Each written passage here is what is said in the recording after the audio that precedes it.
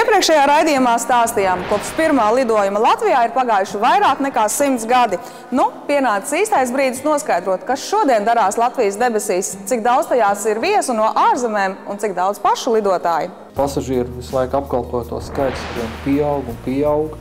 Viss kļūst arvien vairāk un vairāk piebāzes, gan gaisā, gan uz zemes. Lidostā diennaktī ir vairāk brīži, kad tā kapacitāte ir uz robežas. Ja mēs raugamies no lidlauka kā tāda kapacitātes viedokļa, tad viņš vēl netūl nav noslogots vai sasniedzis savu maksimumu. Ja vēl pa kohēzijas līdzekļiem plāno izbūvēt ātrās nobraukšanas, tā saucamās manevrēšanas ceļš, tad to kapacitāti vēl vairāk palielinās, kā tas ir šobrīd. Nākošais kritiskais elements, tas ir perons. Pīķa stundās perons ir jau diezgan aizņemts, diezgan pilns. Lidostas viņu periodiski visu laiku arī paplašina, izveidojot jaunas stāvvietas, tas būtu faktors. Kritiskākais droši vien būtu reģistrētās bagāžas apstrādes iespējas. Ir divas tās konvejeru līnijas, un kad vienlaicīgi atlido vai lido prom lidmašīnas, tad uz tām divām līnijām ir diezgan nākas gaidīt. Tie, kas ir lidojuši, redz uz tā ekrāna, kad viņu lidmašīna uz tās lentes būs 4. vai 5. Pagājušajā gadā lidostā Rīga tika sagaidīts 5 miljonais pasažieris. Tobrīd lidostas administrācija pauda pārliecību. Šis nozīmīgais cipars nebūtu nav slieksnis, un lidostas sagaida arī 6. un 7. miljonu. Tajā pat laikā pērn lidostā Rīga tika ieviestas drošības maksas. Bija avio sabiedrības, kas uz to reaģēja ar paziņojumu par reisu skaita samazināšanu un prognozēja arī būtisku kritumu pasažieru rindās. Kā tad ir situācija šodien? Tā maksa, kas tika ieviesta jau izšķiršanos izmantot gaisa transportu, ja dzelzceļa transportu, ja kādu citu, jau īstenībā neietekmē. Tas ir uz 1 stundu atstāt automašīnu Rīgas centrā, jāsamaksā vairāk. Es drīzāk būtu vairāk nobažījies par degvielas cenām, jo tās turpina pieaugt, aviosabiedrībām jākompensē ir, un, protams, tas atstāja iespaidu uz biļešu cenu, vai uz dažādu pakalpojumu cenu, vai tie, kas agrāk bija paveltiņu cenšas izdalīt, un par to atsevišķi tad iekasēt maksu. Vai vēl bez degvielas cenas ir kādi jauninājumi nodokļos, nodevās vai citos šāda līmeņa rādītājos, kas perspektīvē draud ietekmēt arī biļetes cenu? Šogad stājas spēkā emisiju tirdzniecības sistēma. Tiek attiecināta arī uz gaisa transportu. Pa pamatu tika ņemts 2006. gads, un visiem pārvadātājiem tiks automātiski piešķirt kods 2006. gada līmenī. Un pārējās, būs jāpērk tirgū. Cik būs lielas tās izsoļu cenas un kā šobrīd ir grūti prognozēt. Bet tas viennozīmīgi palielinās izmaksas aviosabiedrībā. Viennozīmīgi. Vai tas atsauksies arī uz biļešu cenām? Gribētos teikt, ka atkarībā no situācijas. Jo būs pārvadātāji, kam būs liekas tās kods, kas pārdos citiem, būs tādi, kuriem viņi būs jāpērk. Situācijas raksturojums komercaviācijā ir ieskicēts, bet kas darās ar vispārējās nozīmes aviāciju, cik daudz Latvijā ir mazo lidaparātu un to pilotu, cik iekārots Latvijas debesis ir ārvalstu turistiem ar viņu mazajām lidmašīnām? Mums samērā var teikt, ka tā vispārējās nozīmes aviācija vēl tikai rašanās stadijā. Joprojām tas reģistrēto gaisa kuģu daudzums, un, ja skatās, tas ir viens skaitlis, ja skatās, cik no tiem ir lidotspējas stāvoklī vai kas tiek izmantot, tā ir puse no reģistrētā tā skaita, tas apmēram 100 vienību, maksimums. Tā kā tās mūsu debesis ir ļoti brīvas, aizliegumi ir maz, un šeit reāli var lidot un baudīt lidošanu.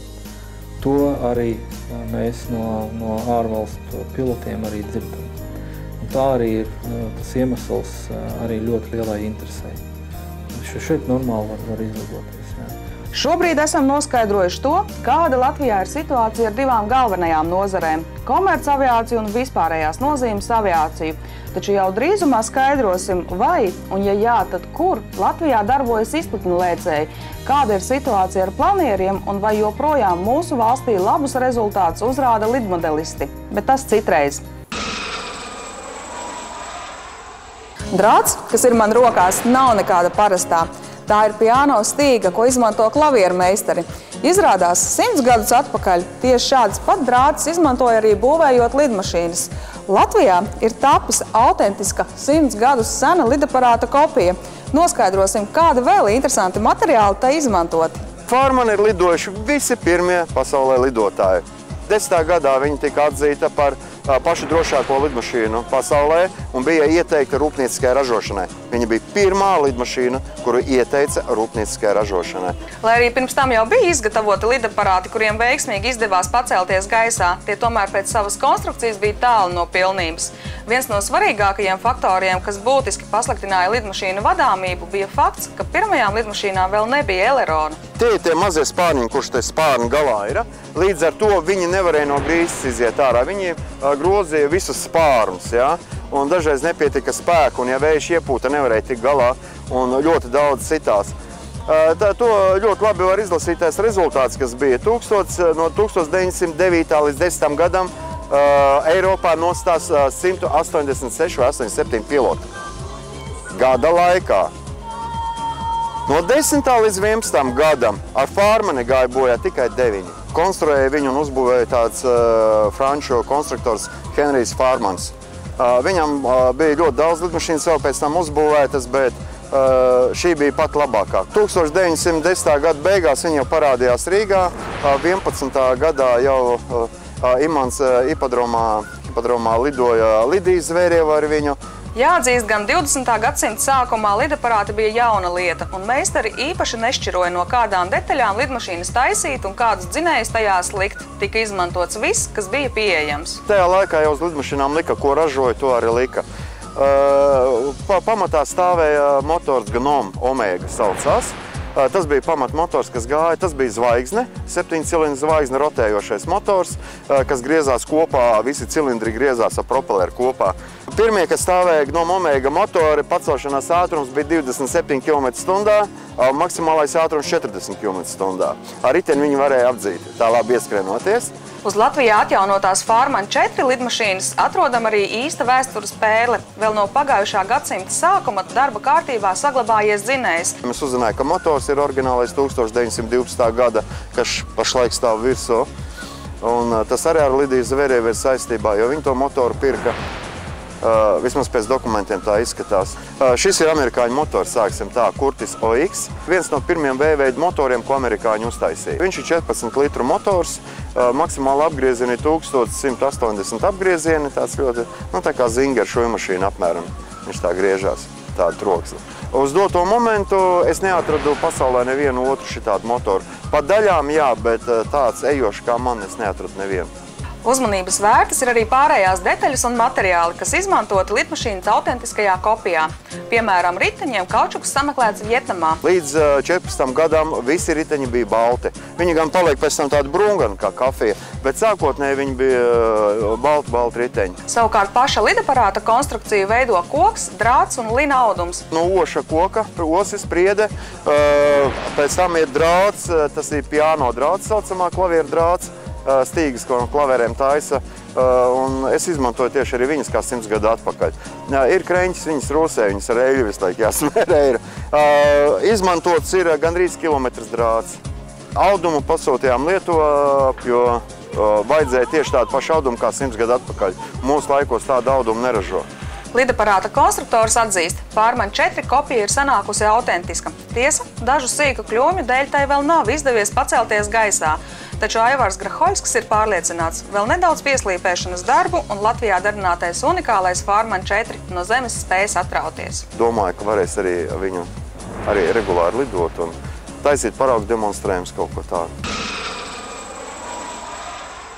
Dosimies ciemos pie latviešiem, kas ar helikopteriem dodas ANO palīdzības misijās visā pasaulē. Ja notiek kaut kur pasaulē katastrofa, mums 36 stundu laikā ir jāizjauc helikopteri, jāieliek viņi lidmašīnā, 72 stundu laikā jābūt katastrofas vietā, viņi jāsliek un jāsāk sniegt palīdzību. Viss sākās ar viņiem 2005. gadā pēc tsunami Indonēzijā. Mēs bijām Malaizijā, blakus bijām tikko pabeiguši montāžas darbus un notika tas tsunami un tad mēs aizlidojām. Mēs pirmie bijām tur, redzējām tās visas šausmas un pirmie bijām, kas sniedzām, nu ne tikai mēs, bet arī tur paralēli bija, sniedzām palīdzību tiem iedzīvotājiem. Ja notiek zemestrīce vai tsunami, vai nāk ciklons un noslauka visu, tad pirmais, kas ir vajadzīgs tur tā, vai plūdi, pārtika un ūdens. Visvairāk vajadzīgs ūdeņi. It kā ūdens ir daudz, bet dzert nevar. Nu, tas ir pirmais, kas ir jāizdara. Nākošais tad plāns ir, tad jau vedam tur uz ārējās piekares ūdens attīrīšanas iekārtas, tad tur medikamentus jau sarkano krustu, tur visi cilvēki, kas tur... Nu, tur ir sistēma, nu, kurai jāsako vienkārši to. Scenārijs ir apmēram līdzīgs. Bet viss sākās ar mīlestību, no pirmā acu skatiena, kas nav pārgājusi joprojām. Pilvēs lidostā atlidojuši tas jāstoņi helikopters.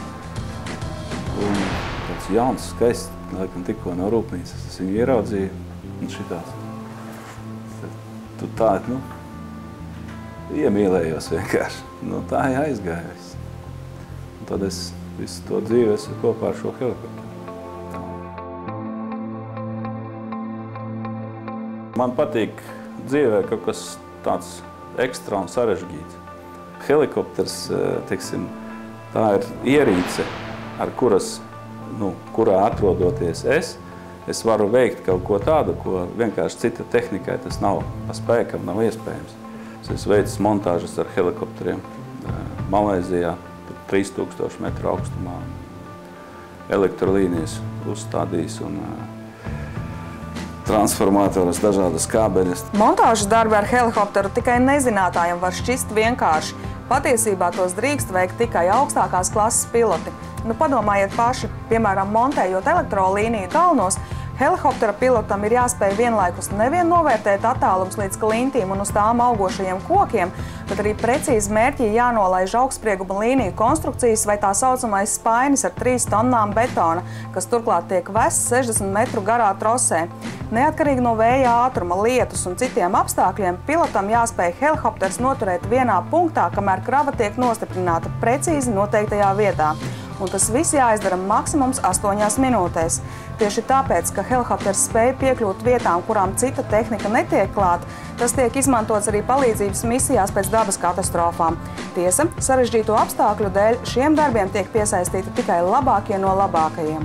Ne ar ko citu tur nevar tikt, tikai ar helikopteri. Tāpēc helikopteru, teiksim, pēc tsunami tur bija stāv dzīvē, nekad nebija pieredzējis tas gaisā. Vienā laikā atradās 300 helikopteri vienā, iedomājieties. Un viņi visi, tur vajadzēja gan laika apstākļi bija slikti un negaisi un tie lieti un viss. Un visu vajadzēja veikt tādās, nu, teiksim, ne stresā, bet tik augstā uzmanības līmenī, lai pašam neaiziet bojā un citus nenosist, nesaskrieties un tā. Un es teikšu, ka cilvēki var mobilizēties un tiešām tur nebija nevienas katastrofas, nekā. Mēs visu veicām to darbu. Pēc tsunami 26. decembrī 4. gada bija otra zemestrīce, 25. martā Niasas salā, turpat Indonēzijā. Mēs Indonēzijā nostrādājām 2 gadus seku likvidācijā, bet nevajadzēja ilgi gaidīt. Bija zemestrīce oktobrī 5. gada Pakistānā. Tur mēs nostrādājām līdz nākošā gada maija Himalaju kalnā. Nākošais bija Mjanma pēc ciklona Nargis katastrofa. Tur arī mēs nostrādājām 15 mēnešus. Pagājušā gadā mēs atkal bijām Pakistānā pēc plūdiem. Arī šobrīd Latvijas uzņēmuma ekipāžas ar helikopteriem Mi-8, kas joprojām tiek uzskatīti par vienu no labākajām tehnikas vienībām sarežģītiem darbiem smagos apstākļos, piedalās palīdzības misijās gan Āfrikas kontinentā, gan arī Indonēzijas salās. Nepieciešamības gadījumā ekipāžas ir gatavas reaģēt uz jaunām dabas kataklizmām un steigties palīgā tajos pasaules punktos, kur tas ir nepieciešams. Un tas viss par spīti pirātu, eksotisku slimību vai katastrofu draudiem. Sniedzam humanitārās palīdzības tur, kur cita tehnika viņa vienkārši netiek klāt. Tad tu zini, ka tu esi tomēr vajadzīgs šajā dzīvē kādam.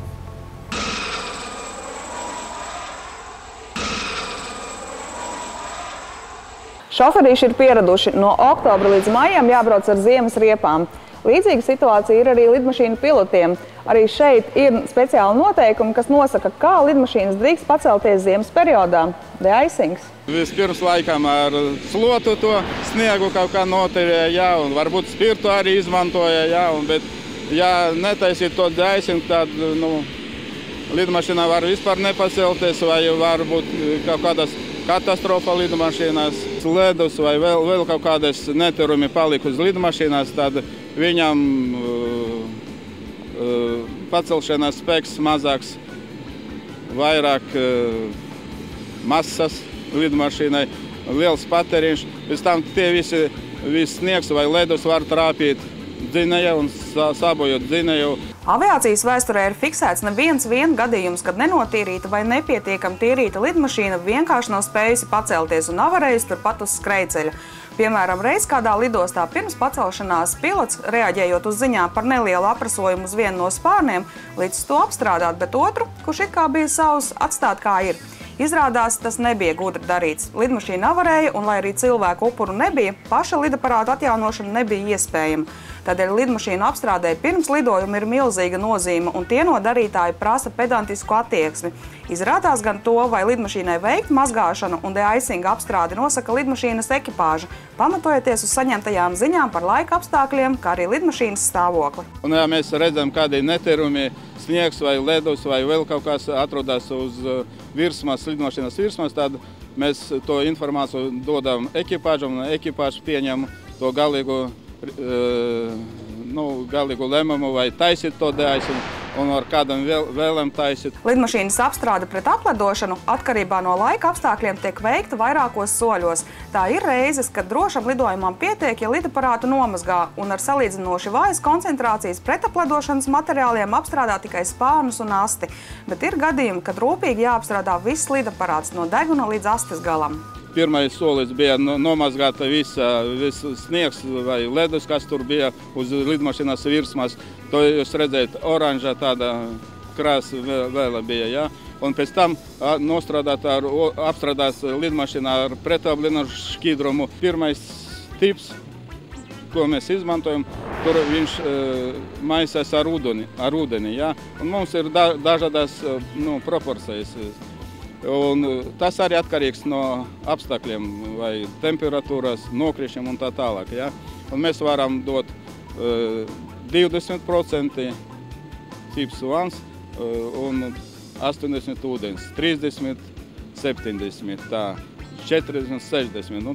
Maksimālā koncentrācija ir 100%, bet tas atkarīgs no ekipāža. Viņi skatās pa tabulam, tas atkal atkarīgs no temperatūras, ja, un viņi tādu pasūta.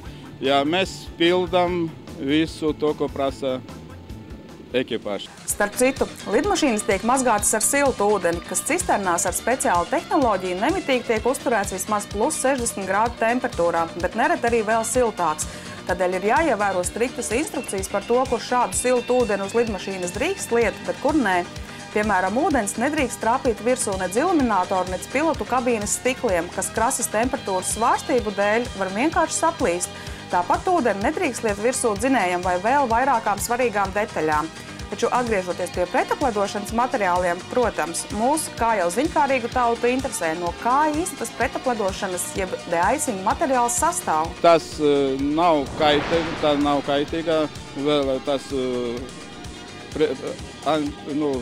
sastāvs, viņu sastāv, tas otrais tips sastāv 50% gļukoļs, jā, un 48, 49% tur ūdens, un pārējie tie procenti, tas vēlas, kura firma tur slepenībā. Ja slepenībā, tad slepenībā. Varam vien pateikt, ka pretēji daudzu pārliecībai šis šķidrums neesot tautā labi zināmais spirts, bet lai paliek slepenībā turētie sastāvi.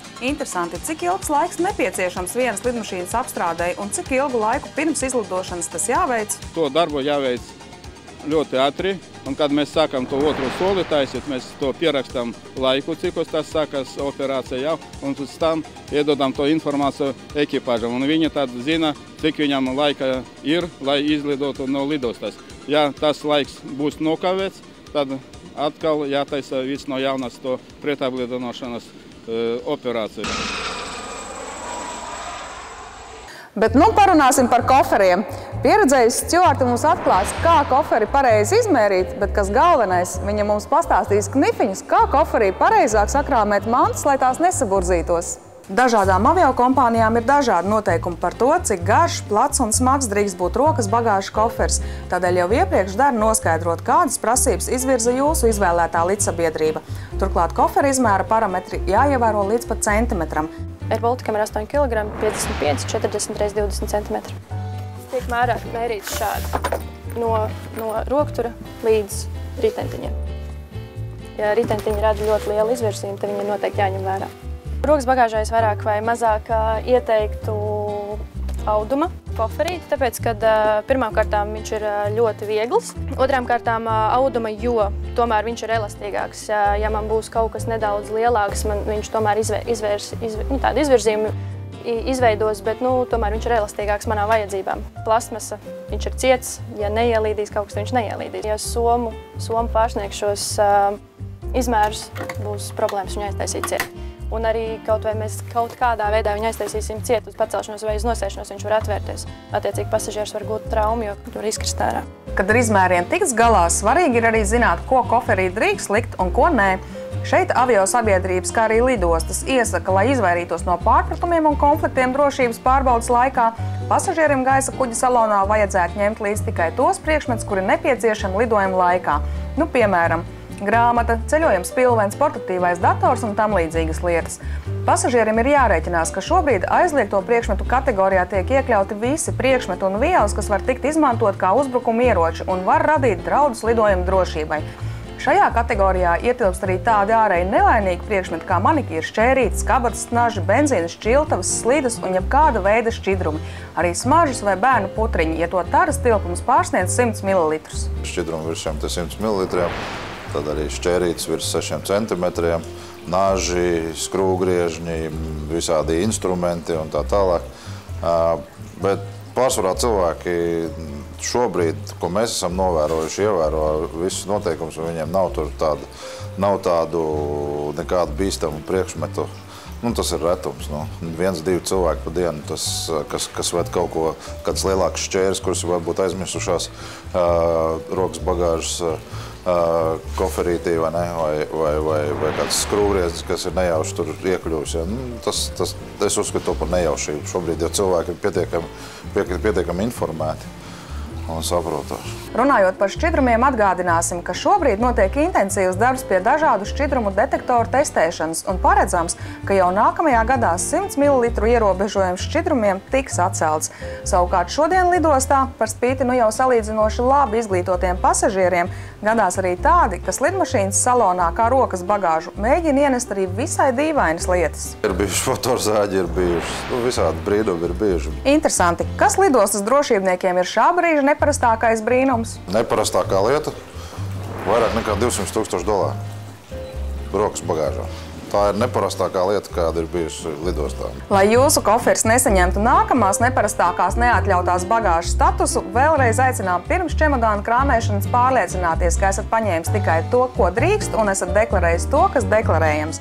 Bet, kad ar drošības prasībām esam tikuši galā, pieredzējis stjuarti mums atklāja savus knifiņus, kā koferi racionālāk sakrāmēt. Piemēram, blūzi no saburzīšanās var pasargāt dokumentu mape. Jo cietāki būs tās vāki, jo lielāks izredzes, ka vēlāk gludeklis nebūs nepieciešams. Kleitu un bikses no saburzīšanās var pasargāt sarullēšana. Turklāt šādi apģērbā var ierullēt arī kādu trauslāku priekšmetu. Ja tomēr par spīti pūliņiem apģērbs ceļojuma laikā ir saburzījies, bet gludekļa nav, no situācijas var izkļūt ar tvaika palīdzību. Apģērbs jāpakarina vanas istabā un jāpalaiž tecēt karstais ūdens. Tvaiks apģērbu gan nedaudz samitrinās, taču vienlaikus arī izgludinās. Ja koferī esat iecerējis likt arī kurpes, stjuarti iesaka tās izmantot racionāli. Kurpē var salikt iekšā dažādas sīkas mantas, tā ietaupot vietu. Un visbeidzot, vietu var ietaupīt arī ar vakuma palīdzību. Kā ielikts maisā, attiecīgs skaits drēbju, tiek izpumpēts gaiss ārā, un viņš ir ļoti tāds plakans. Līdz ar to viņš ļoti maz vietu aizņem koferī. Tā var vairāk iepirkt. Noslēgumā vien atgādināsim, ka šobrīd šķidrumiem rokas bagāžā jābūt iesaņotiem caurspīdīgā, atkārtoti attaisāmā un aiztaisāmā 1 litra ietilpības plastikāta maisiņā. Tādu ir iespējams iegādāties arī tirzniecības vietās lidostā Rīga. Turpat arī nopērkamas nelielas koferu atslēgas, kas būs papildus garants bagāžā sakrauto mantu drošībai. Līdz ar to šodienas lidojuma plānu esam arī izpildījuši. Tiksimies jau pēc nedēļas, kad noskaidrosim, kā sev pasargāt no ausu aizkrišanas lidojuma laikā. Būs vēl daudz interesanti stāsti. Tiekamies jau pēc nedēļas. Atā!